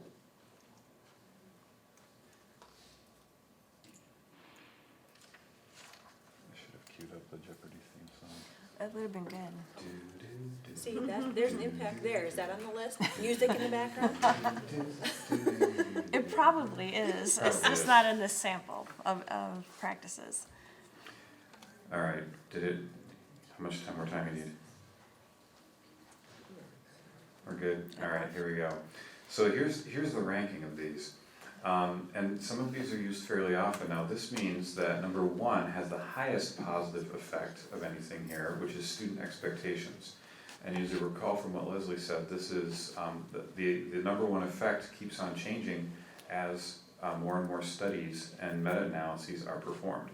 Some people say, some people collect stamps, some people collect baseball cards. John Hattie collects research studies. And so he's always looking for another body of work that elucidates the effect of a different practice. So in this case, the number one positive effect is student expectation. Number 2 is classroom discussion. Number 3 is feedback. Now some interesting things. Homework is roughly in the middle, and that asterisk in his studies, he found that homework is much more effective positively at the upper grades than it is at the lower grades. Some of the things that you would expect, I didn't define mobility, but mobility is a 12. Mobility means the student jumps from school to school to school to school frequently.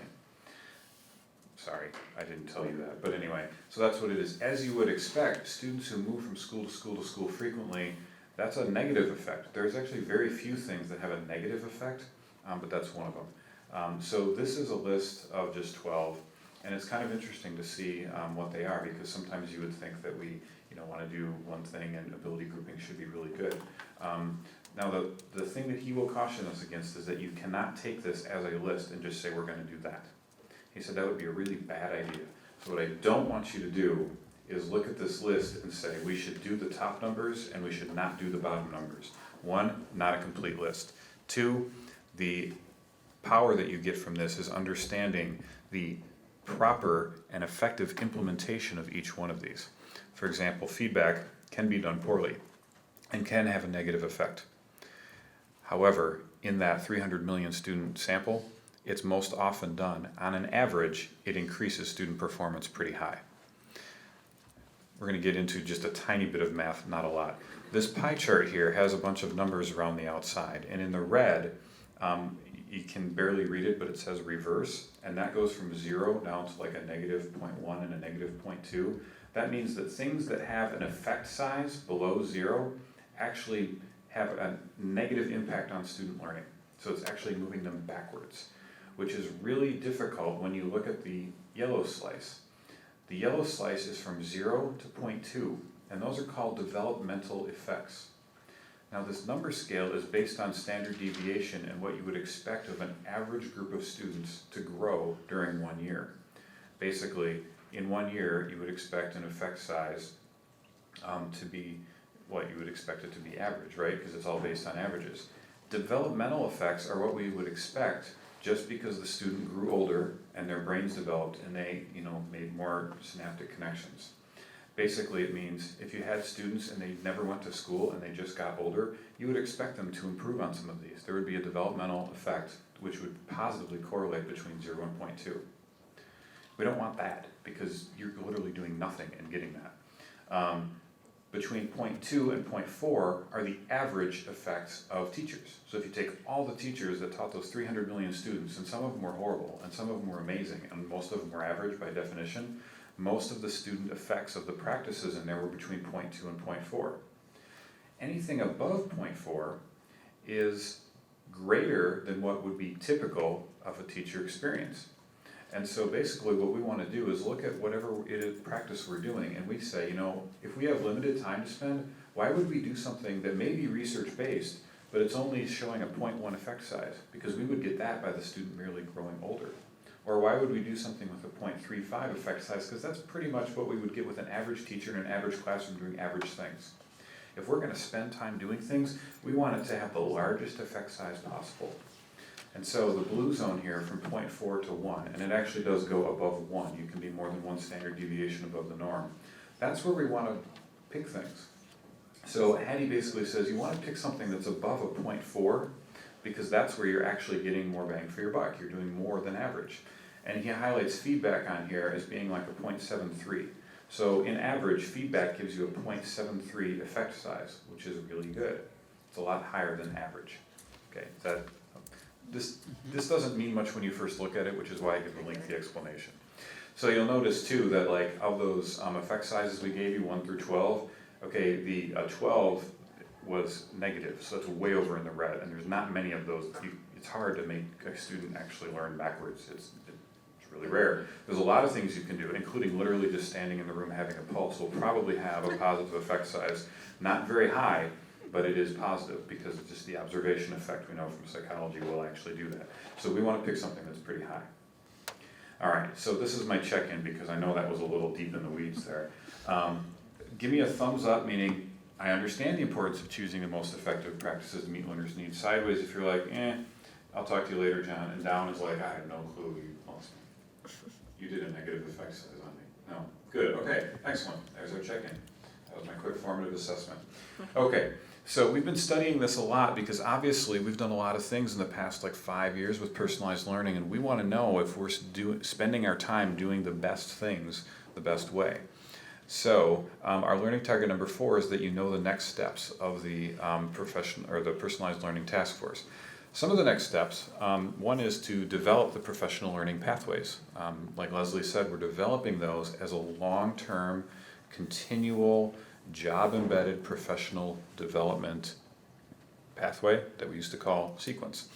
That's because that's the best practices for professional learning. And fortunately, they're embedded in our teacher compensation plan, so that's excellent.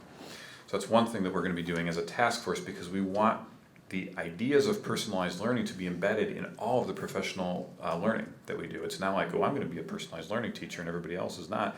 Because remember, it's not the goal, it's a means. And so the things that you do to do exactly what's best for that individual student are going to be the most effective thing, and that's what we need to do. So we're embedding professional or personalized learning across all of the pathways. The other thing that we're going to do, Leslie did a great idea of focusing on one specific practice for multiple years in professional development. Education, as you may know, has a sort of has a reputation for taking like a fad of the year, and like this year it's all about engagement, and this year it's all about multimodalities, and this year it's all about this. And so as a teacher, I remember hitting those things and being like, oh great, what's it going to be this year? I don't like that one, I'm just going to wait till next year and then I'll never hear about it again. Okay, and that unfortunately sometimes happens in education. So Leslie's been wise enough to say, you know what, let's focus on effective feedback because it's got a really high effect size. We have a lot of instructional coaches who are already really good at it and know their practices, and we're going to focus on that for multiple years. So we're going to continue doing that. Another thing we're going to do is we're going to keep learning together because I do not have the answers. None of us do, and our learning between Leslie and I has grown tremendously in the past few years, and so we're going to continue learning, and we kind of adopted our district personalized learning task force as being a learning organization. It's not really the doing part because the people who can do the things are the ones closest to the students. That's where you really make an effect on students is at the teacher level. So at a district level, we can learn together and we can support.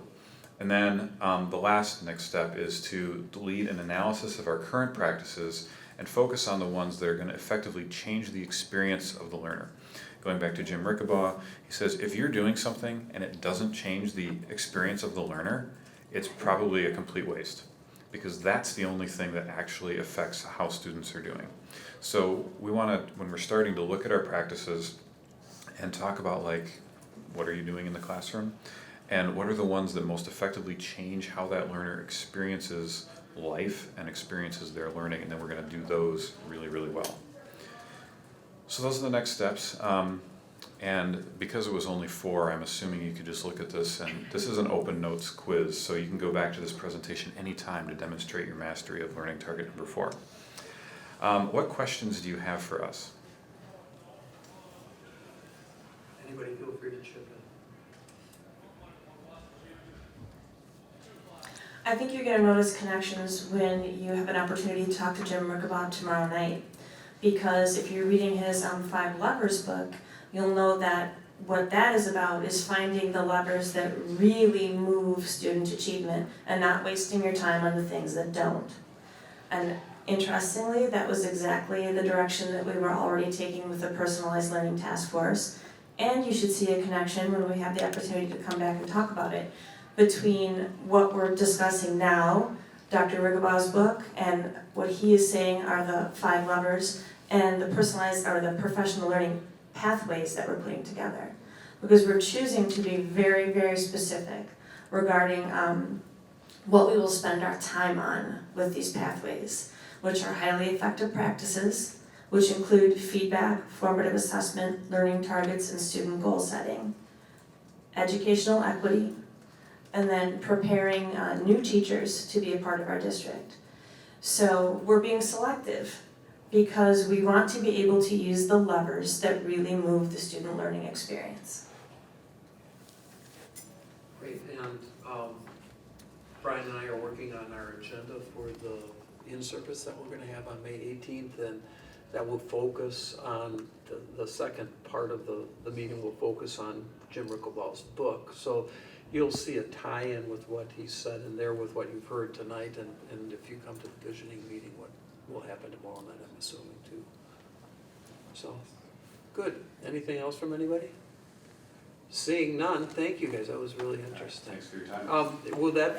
Can you shoot that PowerPoint to us? Okay, that would be really good. That takes us to item F2, Superintendent's Report. Brian, the floor is yours.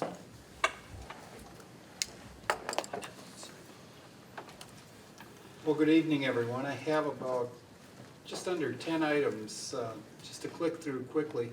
First, tomorrow morning, the Oregon Rotary Club will have a tour of the academic wings. So if you are free for breakfast at 6:45, it's on me tomorrow morning. We'll be meeting in Oasis, and we are going to do a tour of the academic wing and the academic wing only, because to my left, Mr. Weiland has a planned program for the Oregon Rotary Club, I believe the last... Like the second Tuesday in June. Okay, the second Tuesday in June, and you can take a tour of this particular, I'll say the south end of the school. So if you can make it, great, and if you can't make it, that's okay as well, but you are always welcome. As Steve mentioned, the Vision Steering Committee will be meeting tomorrow night right here from 5:30 to 7. Dr. Rickabaugh and I have a PowerPoint slide deck to share with you, and I'll just give you a little teaser. You're going to learn about roundabouts tomorrow and what roundabouts have to do with learning. So, not going to share any more. On Wednesday, May 24th is the annual OHS Honors Night. Of course, board members are welcome to attend that. I will say it's a long event if you've never been there before, but if you have 10 minutes, 15 minutes, or an hour, and you want to see some of the great things that our class of 2017 has accomplished, you will hear some of their awards that evening. We are planning a community tour at Oregon High School. Steve asked me to put that together before the end of the school year. It's going to be, it's not a dedication ceremony, it's just sort of a mid-construction cycle open tour for the community on Thursday, May 25th from 4:30 to 7 o'clock. Janie and I have been working with Kristen Milsna, and it will be a self-guided tour, so there will be a map along with some information, and we may or may not have students. It all depends. Remember, we're getting at the end of the year, and we don't want to take up too much of their time, but we will have that community tour, and I will work with Scott. I know he just walked out to make sure and get that in the paper, so we can promote that, and we'll also have an invitation on our website. Next, I have some really exciting news about Crystal Apple Award recipients. Some of you may know that's an NBC 15 program that has gone on for well over a decade. We've had a number of Crystal Apple Award winners, and they are anonymously recommended to NBC 15. NBC 15 then takes the individuals that are nominated, and they identify a list of top winners for a nomination, and then they also select one of 5 Crystal Apple Award winners. So a district can't have more than one, and we are lucky enough to have one this year. But before I share our Crystal Apple Award winner, I'd like to share with you the Oregon teachers that were nominated, and there were 8 of them. 4 at Oregon High School, Jillian Beatty, our agriculture teacher, Mike Derrick, Oregon High School Art, Kyle Loshaw, Oregon High School Math, Kelly McGaw, Oregon High School Social Studies, Carrie James, she's a Netherwood teacher in early childhood, Emily Anderson, a Netherwood Knoll teacher in 4th grade, Jen Landis, a Netherwood Knoll teacher in kindergarten, and David Keene, a 6th grade teacher at Rome Corners Intermediate School. And our Crystal Apple Award winner this year is Kathy Doyle Horney, a 5th grade teacher at RCI.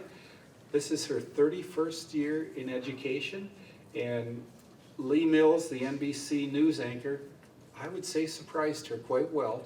Along with Mr. Zerwick, the two of them planned an all-school assembly, and no one knew what the all-school assembly was until Lee Mills came out, and Kathy did not know.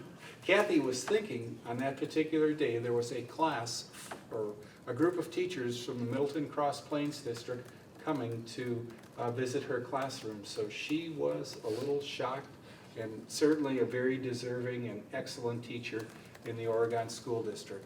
So I believe her news segment will run one night this week, and I think it's Friday night. But Lee Mills said, make sure and set your DVR, because we're never quite sure which night it will run, but I know it will be posted on the website, and I will have Janie send all of you an email link when that comes out. So congratulations to Kathy and our 8 nominees this year. Other exciting news, the Wisconsin Mathematics Council has selected one of our very own teachers as the 2017 Distinguished Math Teacher of the Year. This past Thursday, the Wisconsin Math Council, they hold an annual workshop in Green Lake, and Dave Ebert of our high school math program was selected as the 2017 recipient. This is a long and distinguished program. I'm not going to ask you what you were doing in 1983, but that's how far back the program goes. And the Math Council selects a teacher and has selected at least one teacher since 1983. So congratulations to Dave. There are several music concerts over the next couple of weeks, so if you have a free moment and you want to see some of our students performing, whether it's band, orchestra, or choir, please get that on your schedule. Many of you know our last day of school, we're predicting no more snow days. I think we're almost home free. Hopefully no more ice days, and our last day, Gina has sent out that information. She is so excited when she can do that. She sent that out in mid-April, and that's Thursday, June 8th. And then one of our culminating events, one of our culminating graduations, occurs at Oregon High School on Sunday, June 11th at 1 p.m. So if that's an event that you're going to partake in as a school board member, please let Steve or me or Janie know so that we can get the right number of seats on this year's stage. So that concludes my report, unless there's any questions for me. Nope, and we won't have a regular meeting before graduation, so let Janie know. So I'll be, so. And even if it's last minute, as long as you let us know on Saturday. Where are the diplomas, by the way? You got them? Okay. Just routing them around. All right. Future agenda. You got the June 12th agenda before you. We've got one item on there for action item, the 17-18 CISA 2 contract. Brian and I will work on flushing this out as we move through things. So if you have anything for June 12th, let me know or Brian know. We do have our May 18th board in service. You have a parking pass for you. Brian and I are working on the agenda, so we'll have that to you in advance of the meeting. We've got a draft of it, and we're waiting to, what happens tomorrow night to finalize it. Correct. So you will get that. Anybody have anything for the agenda on June 12th? Okay, checkout. I'll start over here. Courtney. No, nothing. I was just gonna say, you'll have that policy coming back from policy on that June 12th, right? Because you'll have to have that. We'll have to hear from policy. So I mean, that if you- just falls under the policy Yep. committee report? Oh, Sure. okey-dokey. Okay, Jeff? nothing else. Dan? Nothing. Tim? Nothing. Barb? Or a quiet group tonight, Krista? And I don't have anything, so I would take one final motion. Move to adjourn. And I would let Tessa do it, but, you know, because it's tradition, but you can't. So, second, do we have a second? Second. Okay, all in favor signify by saying aye. Aye. Opposed, motion carries, we're adjourned at 8:29. Thank you, Tessa.